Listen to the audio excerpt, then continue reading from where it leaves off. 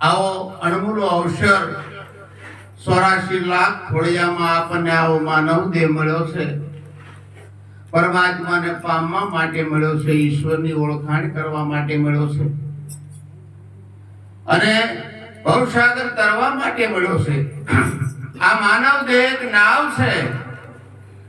આ નાવમાં હું તમે બેઠા છે ભવસાગર તરવા માટે. સંસાર સાગર છે અને સદગુરુ મહારાજ એના નાવિક છે અને આ નાવને ભવસાગર પાર ક્યારે ઉતરે સદગુરુ મહારાજ કેવટિયા બન્યા હોય અને પોતાના નિજ સ્વરૂપની ઓળખાણ કરાવી હોય.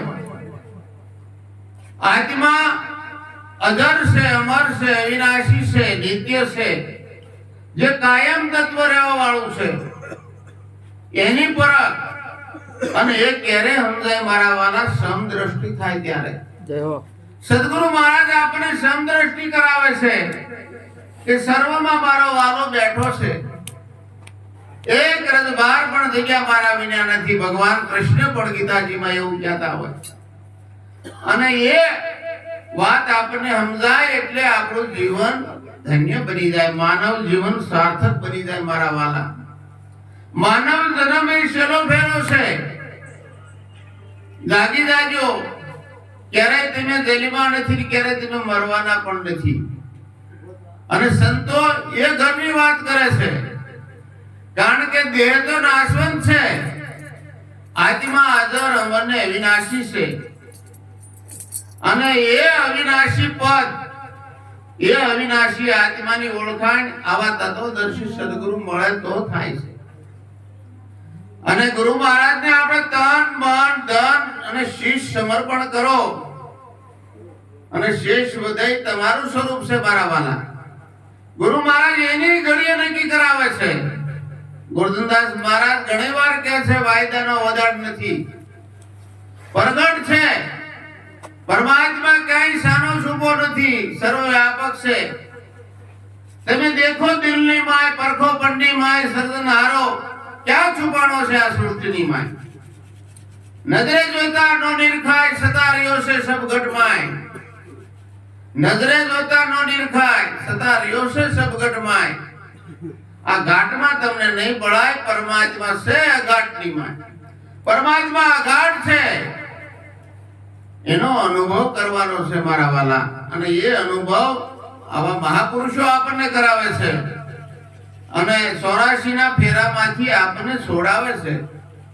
એટલે રામદેવ પીરે પણ એમ કીધું છે કે સતિયા થઈને સતના ખેલો સતની છે સદાય સવાય.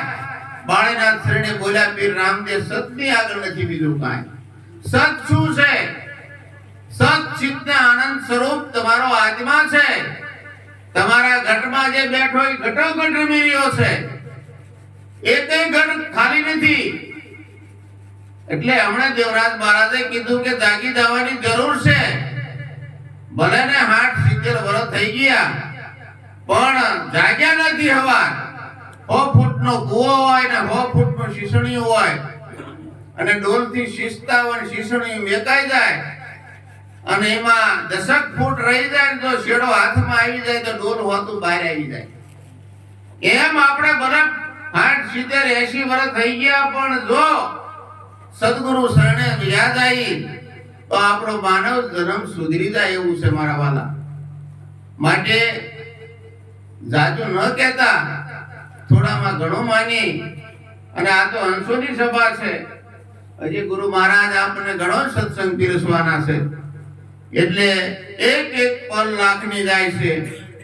મોડું ન કરતા કાલ કરતા આજ ને આજ કરતા અબ આ વાત જાણી લીજો.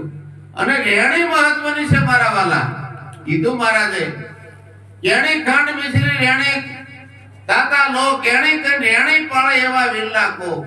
રેણી પાળજો તો જ પ્રકાશ થાય છે. ગુરુ શરણે નકરા જવાથી પ્રકાશ થતો નથી. ગુરુ મહારાજ બોલવાથી પ્રકાશ નથી થતો. ગુરુ મહારાજે જે રસ્તો બતાવ્યો છે એ રસ્તે હાલજો, અચૂક ઉદ્ધાર થશે ને થશે. અને સદગુરુ મહારાજ સૌને સત્યના માર્ગે હાલવાની શક્તિ આપે એવી પ્રાર્થના સાથે મારી વાણીને વિરામ આપું છું. બોલો સદગુરુ મહારાજની જય.